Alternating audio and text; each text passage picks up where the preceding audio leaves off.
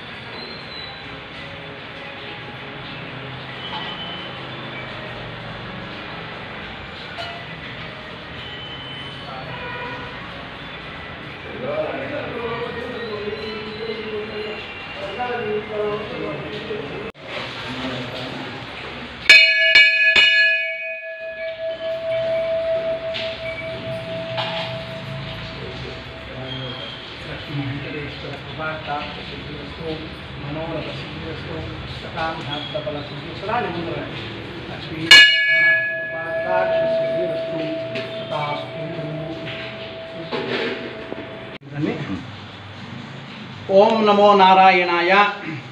శ్రీ కాశీ విశ్వేశ్వర ఆంజనేయ సమేత శ్రీ లక్ష్మీ వెంకటేశ్వర దేవస్థానం, రుద్రవరం గ్రామం, ఆళ్లగడ్డ మండలం.